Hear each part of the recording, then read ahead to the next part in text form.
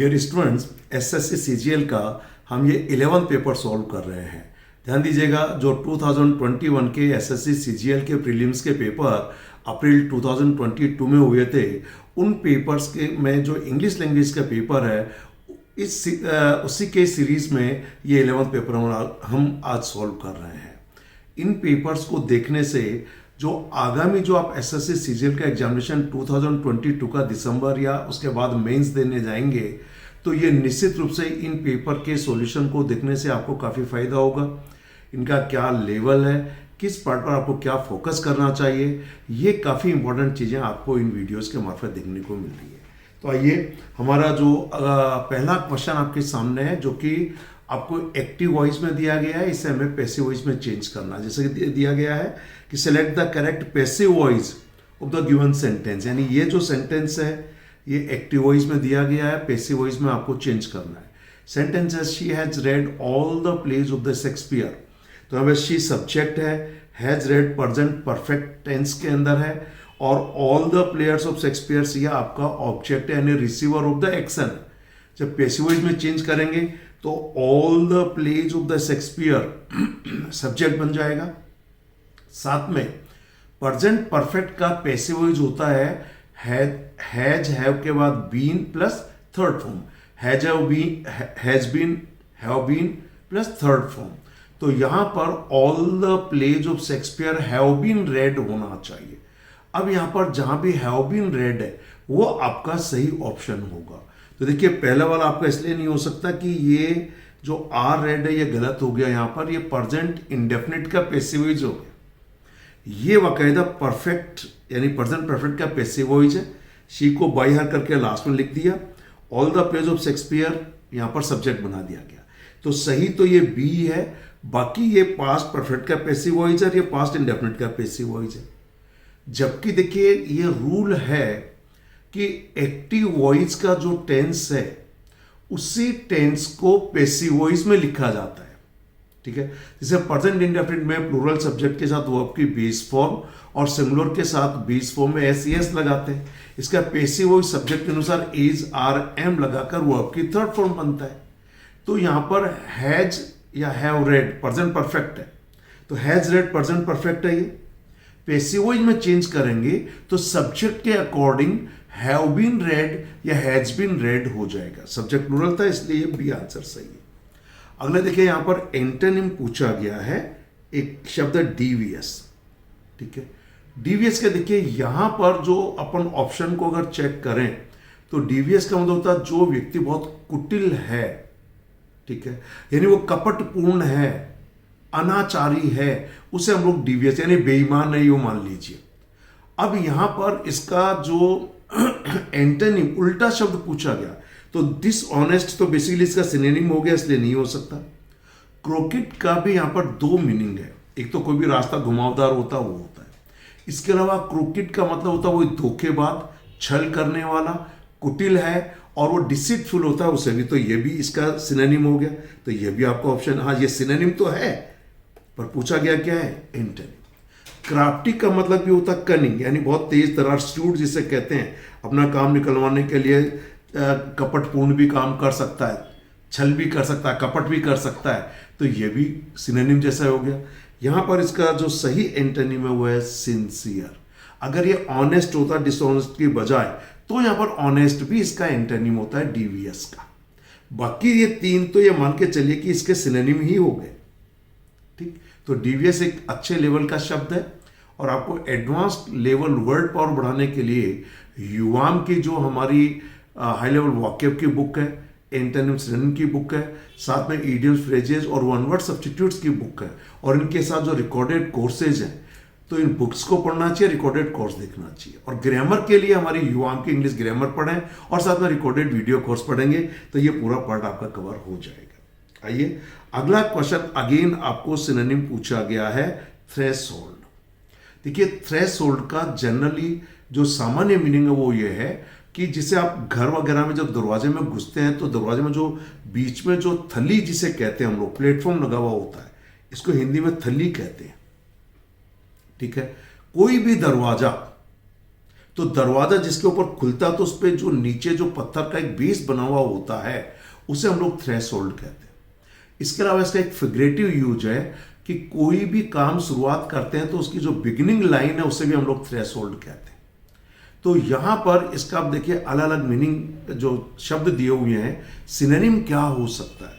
Stairs का मतलब तो होता है सीढ़ियां, घर के अंदर जो सीढ़ी बनी होती है ना, उन सीढ़ी को कहते हैं। एग्जिट का मतलब होता है निकासी, बाहर जाने का रास्ता कहते हैं।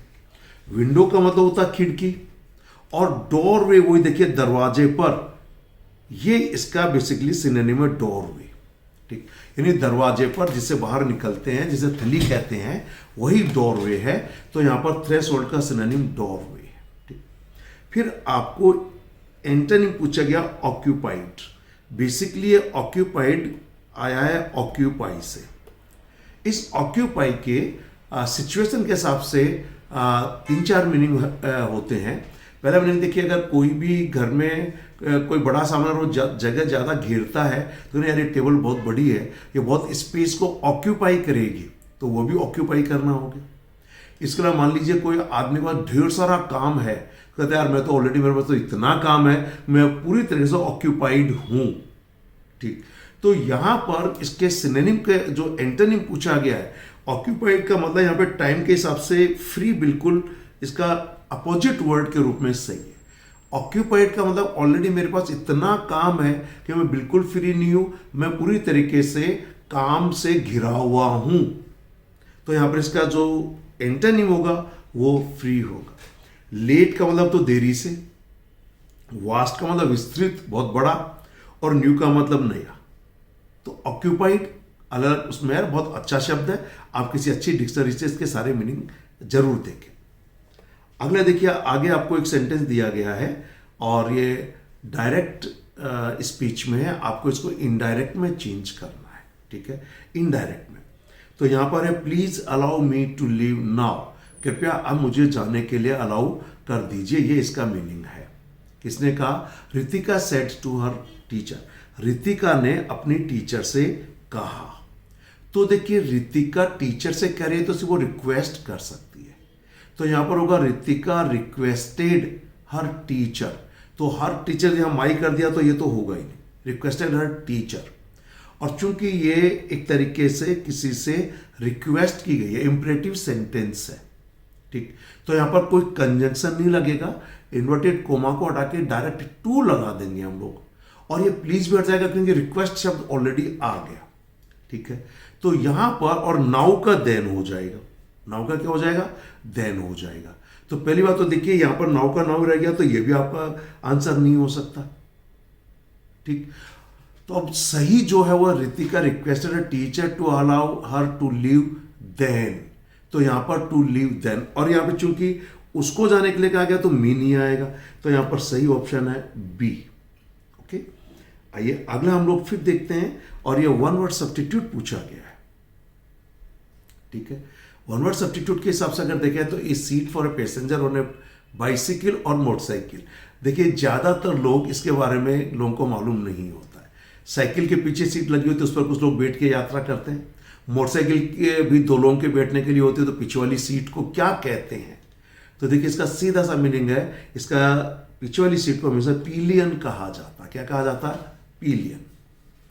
बाकी अगर शब्दों का मीनिंग हम लोग देखें तो देखिए, गर्डल का मतलब होता है जनरली कमरबंद जिसे कहना चाहिए। ये बेल्ट तो नहीं होता, पर जनरली कमर के ऊपर से कोई ऐसे कमरबंद बांधा जाता है जिससे कपड़े आपके ऊपर नीचे नहीं सरके। ठीक, इसे हम लोग क्या बोलते हैं? गर्डल।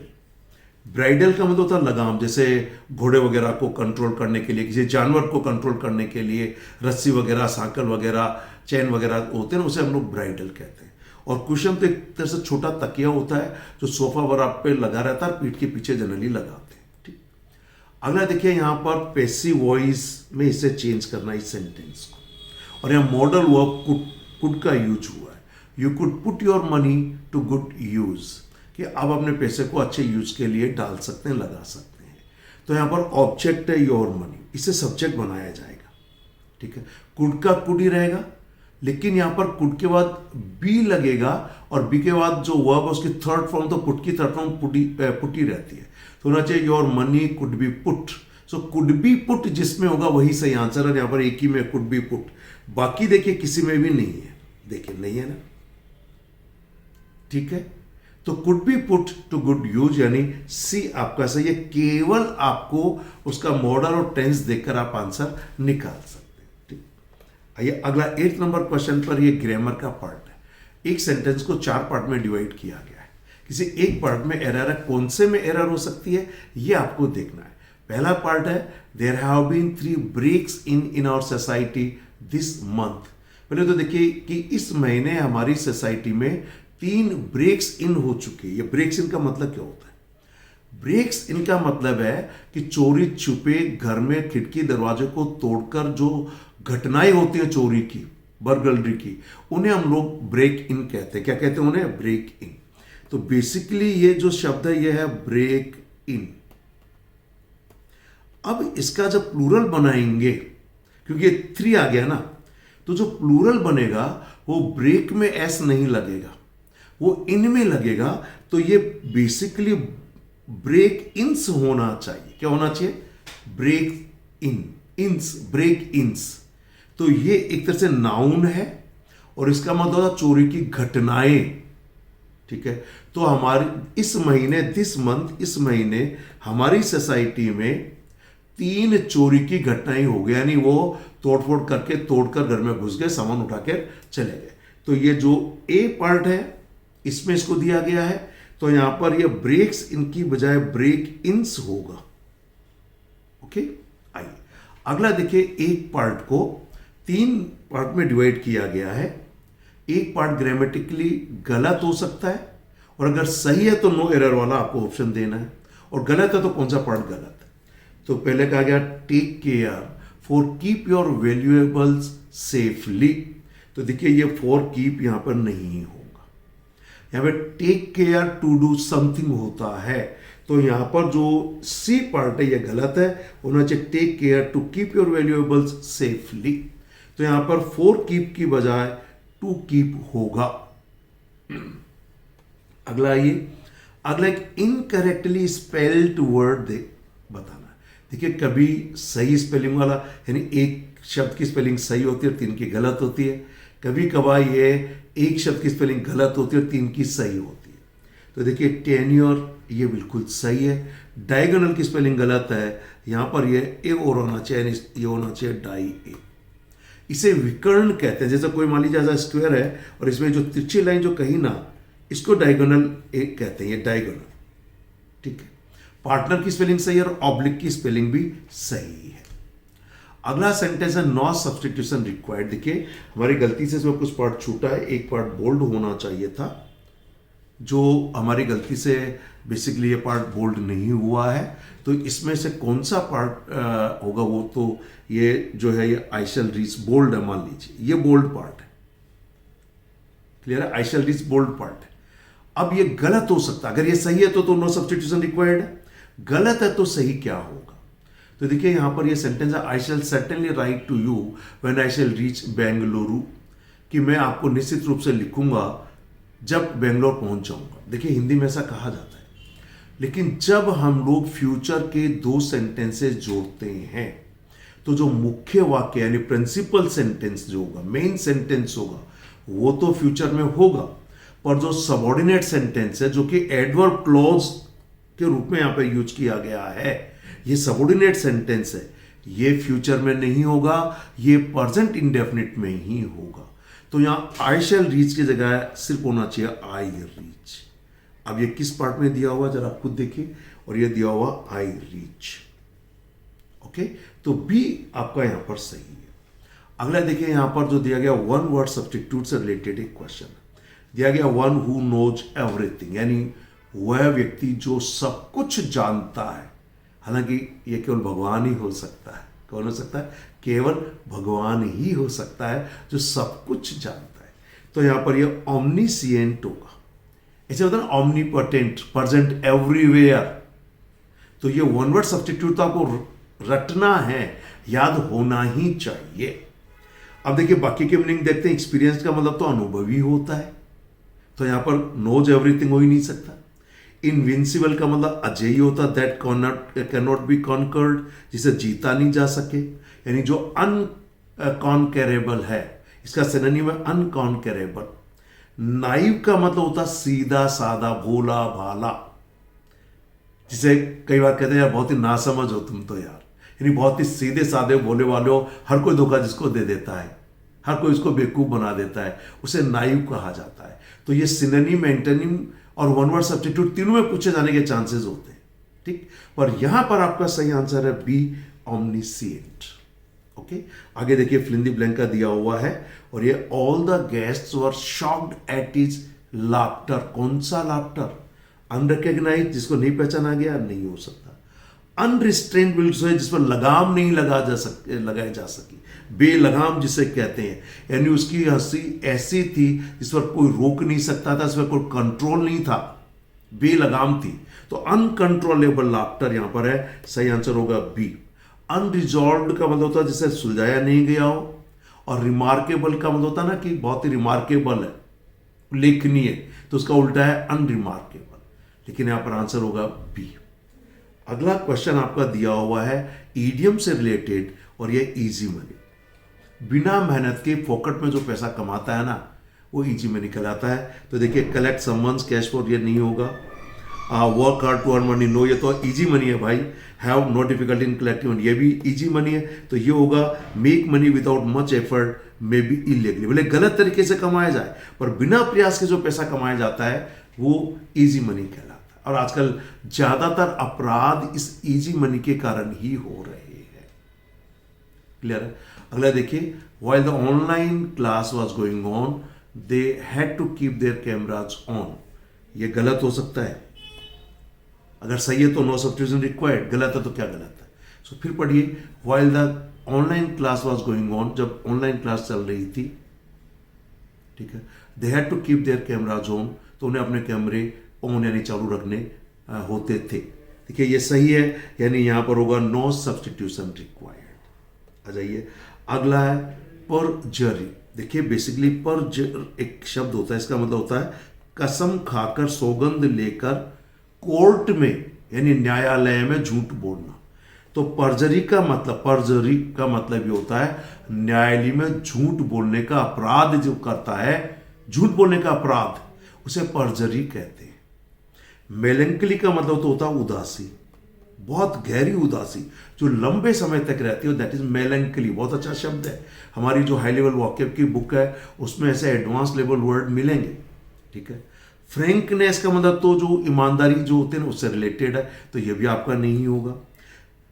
पेन्योरी का मतलब होता है निर्धनता, दरिद्रता, यानी बहुत गरीबी, एक्सट्रीम पॉवर्टी। क्या मीनिंग होता है इसका? Extreme poverty.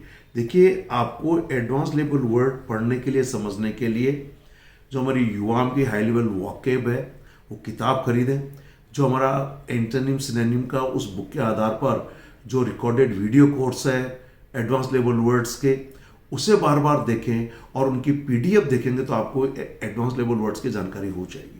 यहां पर है फॉल्सहुड, यही आपका सही ऑप्शन है, तो ये भी नहीं हो सकता और ये भी नहीं। आपका सही आंसर है डी, फॉल्सहुड, झूठ। ओके, आगे अगेन एक इडियम पूछा गया, टू बैरी द हैचेट। देखिए इसका एक तो बरी नहीं बोलेंगे, बैरी बोलेंगे। बैरी के 5-7 मीनिंग होते हैं। खास तौर से इसका मीनिंग होता है किसी मुर्दे को दफनाना, यानी जमीन में मिट्टी डालकर, किसी चीज को मिट्टी से ढक देना, छिपा देना, वो सब इसके होते हैं। कोई मान लीजिए अपनी जेब में जो हाथ डाल के चलता तो है ना, he buried his hands into the pocket, तो उसे भी कहते हैं। और यहाँ हैचेट का मतलब होता है एक छोटी कुल्हाड़ी, छोटी कुल्हाड़ी। अब यहां कहा गया कि अपनी कुल्हाड़ी को जमीन में दफन कर देना, कुल्हाड़ी लेकर यानी एक दूसरे को मारने के लिए तैयार रहने से मीनिंग भी हो सकता है। तो यहां पर दिया अपनी दुश्मनी को खत्म करना। टू बैरी द हैचेट का मीनिंग क्या है? जो पुरानी कोई भी आपस में झगड़ा है, दुश्मनी है, उसको खत्म करना। तो टू स्टॉप टॉकिंग समवन, ये गलत है। टू एंड क्वारल, ये बिल्कुल सही है। टू बैरी ऑल थिंग्स, ये गलत है। टू फाइट विद समवन, ये भी गलत है। टू एंड द क्वारल यानी लड़ाई झगड़े को, दुश्मनी को भूल जाना, दफन कर देना, जब मिट्टी में गाड़ देना, ये मान लीजिए, ठीक। अगला देखिए आपके सामने फिर एक ग्रामर का पार्ट दिया हुआ है, किसी एक पार्ट में गलती है, कौन से पार्ट में गलती है वो बताना। So now it is common people take interest in manner in which they were governed, कि आजकल नाउ इट इज सामान्य व्यक्ति जो कॉमन मैन है वो इंटरेस्ट इस तरीके से लेते हैं जिस तरीके से उन्हें गवर्न। तो देखिए पूरा सेंटेंस का मीनिंग प्रेजेंट में है, ये देखिए ये नाउ इट इज आ गया ना, तो ये प्रेजेंट को शो करता है और ये प्रेजेंट ऑलरेडी दिया हुआ है, तो फिर ये पास्ट नहीं होगा, ये आर गवर्न होना चाहिए। कहां पर दिया, ये वाला पार्ट गलत है, दे आर गवर्न, यानी इस वर्ग की जगह पर आर होना चाहिए, क्योंकि नाउ इट इज आजकल प्रेजेंट की बात।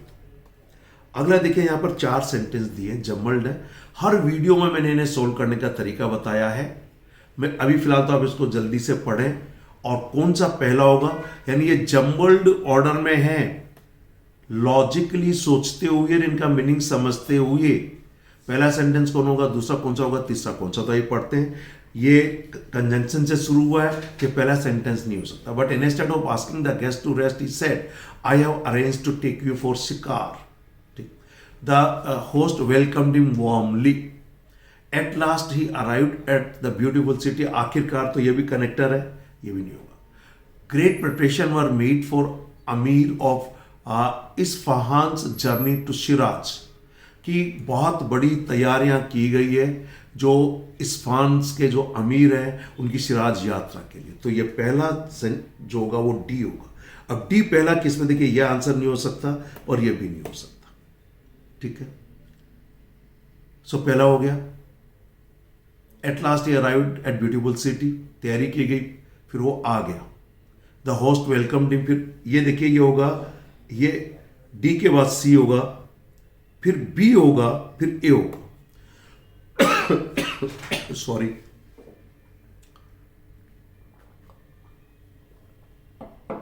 ठीक है। तो ये सही आंसर होगा, ये नहीं होगा। DCBA 20 नंबर पे आ जाइए। अब आप एक सेंटेंस 4 पार्ट में डिवाइड किया, एक पार्ट में गलती है और ये he can have been more polite to her. देखिए ये देखते इसमें गलती है, मॉडल्स को परफेक्ट टेंस में यूज किया जाता है, जैसे should have plus third form, must have plus third form, could have plus third form, might have plus third form, ठीक है। ऐसे कभी कभार can have plus third form भी होता है। यहां पर मीनिंग ये कहा जा रहा है कि इस आदमी को, इस व्यक्ति को, लड़का हो सकता जो भी है, इस महिला के प्रति ज्यादा नम्र होना चाहिए था। अब इसके सेंस के लिए शुड का यूज होगा कि he should have been more polite to her. तो ये जो डी पार्ट है ये गलत है, यहां पर कुड की जगह पर शुड होना चाहिए। ये मॉडल के यहां पर एरर है, ठीक। ये नेक्स्ट क्वेश्चन, और नेक्स्ट आपका देखिए ये सीटी क्लोज टेस्ट पूछा गया है। ये एसएससी सीजीएल का जो 21 का पेपर 22 में हुआ, उन सभी में क्लोज टेस्ट रेगुलरली पूछा गया है। क्लोज टेस्ट का मतलब कि आपको एक पैराग्राफ दे देते हैं और उस पैराग्राफ में कुछ फिल द ब्लैंक देते हैं, ठीक। आपको पहले इस पूरे पैराग्राफ को पढ़ना चाहिए, फिर आपको पैराग्राफ के साथ साथ जो आपके यहां पर ऑप्शंस दिए गए हैं इनमें से उनको भी पढ़ना चाहिए।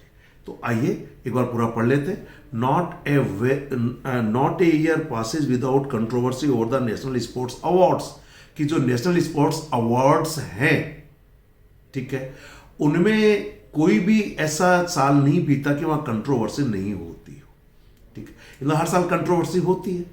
The debate that every year following the announcement of, क्योंकि अवार्ड सेरेमनी में होता है तो यहाँ तो अनाउंसमेंट अवार्ड, जैसे अवार्ड्स का अनाउंस किया जाता है तो ये क्या हो जाता है, कुछ ना कुछ कंट्रोवर्सी पैदा हो जाती है। तो आइए देखिए, the debate that every year, so कौन सी डिबेट आती है, रोज, अरोज, राइज, अराइज। देखिए अराइजेज होगा क्योंकि ये प्रेजेंट इंडेफिनिट में होना चाहिए, क्योंकि यहाँ पर जो दिया हुआ है एवरी ईयर दिया हुआ है, तो बाकी आपका दिया हुआ है रोज नहीं हो सकता, अरोज नहीं हो सकता, और राइज इसलिए नहीं होगा कि सब्जेक्ट आपका सिमिलर है, डिबेट इसलिए एस लगना चाहिए था, तो यहाँ पर होना चाहिए अराइजेज। तो अभी फिलहाल आपके पास यहाँ पर अराइजेज और ये अवार्ड्स तो आप आएंगे क्योंकि ऑलरेडी अवार्ड्स मेंशन किया हुआ है। हालांकि यहाँ पर अवार्ड्स और रिवार्ड्स में थोड़ा अंतर समझना चाहिए। जनरली अगर कोई बहुत अच्छा काम करता है और उसे कुछ उस काम के वजह में अलग से कोई इंसेंटिव दिया जाता है, जैसे कि कोई पैसा दिया जाता है, सैलरी में इंक्रीमेंट दे दिया जाता है, तो उसे रिवॉर्ड्स कहते हैं। उसे क्या कहते हैं? रिवॉर्ड कहते हैं। पर जनरली स्पोर्ट्स वगैरह में जो प्राइज दिया जाता है अच्छा परफॉर्मेंस करने पर, खासतौर से किसी एक्टिविटी में, उसे हम लोग अवार्ड कहते हैं। किसी भी क्षेत्र में कोई अच्छा काम करे सरकार उसको अवार्ड देती है, और अगर ऑफिशियली कोई काम करे अच्छा तो उसके लिए जो पैसा वगैरह का जो दिया जाता है उसे रिवॉर्ड कहते हैं। ठीक, आइए आगे फिर जो इसके अंदर जो दिया हुआ है कि awards often leads to acquisition of bias, यानी जो अवार्ड्स का अनाउंसमेंट होता है ना, उससे एक दूसरे पर आरोप प्रत्यारोप होते हैं, पक्षपात के, धर्मपात के और मैनिपुलेशन से। ठीक है, to the sports minister and chief ministers and by politicians have all become part of the game. तो ये तो देखिए, अगर है तो गेम को प्रायोरिटी देंगे यहाँ पर, और इसमें बिल्कुल बाकायदा गेम है, उसमें गेम आ जाएगा। और यहाँ पर देखिए जो होना चाहिए रिप्रेजेंटेशन, इसके अंदर थर्ड में जो दिया हुआ है रिप्रेजेंटेशन और इंटरवेंशन, उनका जो हस्तक्षेप होता है, इंटरवेंशन का मतलब है हस्तक्षेप। तो यहाँ पर जो स्पोर्ट्स मिनिस्टर और चीफ मिनिस्टर के जो प्रतिनिधि होते हैं, रिप्रेजेंटेटिव्स होते हैं, तो रिप्रेजेंटेशन यहाँ आ गया। उनका जो यहाँ इंटरफियरेंस है, हस्तक्षेप है, ठीक है, वो इस खेल का एक हिस्सा बन चुके हैं। तो इस तरीके से ये सारे आए। अब इसमें देखिए इंटरसेक्शन का मतलब होता है जनरली कोई रोड या कोई लाइन जो दो क्रॉस करते हैं उसको इंटरसेक्शन कहते हैं। इंटरजेक्शन तो ग्रामर का टर्म है, जो दुख में तकलीफ में अचानक शब्द निकलते हैं उन्हें कहते हैं। इंटरमिशन का मतलब होता है कि जनरली कोई काम वगैरह के बीच जो ब्रेक मिलता है ना, रेसेस जिसे कहते हैं, रिसेस। जैसे आप स्कूल में पढ़ते थे तो आपको रिसेस मिलती थी, तो काम के बीच में जो इंटरमिशन होता है, ब्रेक, उसे इंटरमिशन कहते हैं। तो ये था क्लोज टेस्ट। तो डियर स्टूडेंट्स, अगर आप एसएससी सीजीएल 2022 का पेपर दे रहे हैं तो ये जो प्रीवियस पेपर की जो सीरीज के जो हम वीडियो सॉल्यूशन दे रहे हैं, ये आप लोगों के लिए काफ़ी यूजफुल होगा। आपको 2021 के पेपर जो 2022 में अरेंज किए गए थे, ये 21 पेपर हुए थे, हम इन सब के आपको विद लॉजिक, उसके पीछे क्या कारण है, अगर वॉकेब का तो उनके मीनिंग, और ग्रामर का क्वेश्चन है तो उसके पीछे उसका रूल समझाकर आपको ये पूरा वीडियो सॉल्यूशन दे रहे हैं। आई होप ये आपको काफ़ी हेल्पफुल होगा। अगर आप और अच्छी तैयारी करना चाहते हैं तो हमारा जो स्टडी मटेरियल है, जो बुक्स है युवाम की, और जो रिकॉर्डेड वीडियो कोर्स है, आप उनको खरीदें, देखें। निश्चित रूप से आप एसएससी में बहुत अच्छा परफॉर्म कर पाएंगे। Thank you very much. Have a nice day.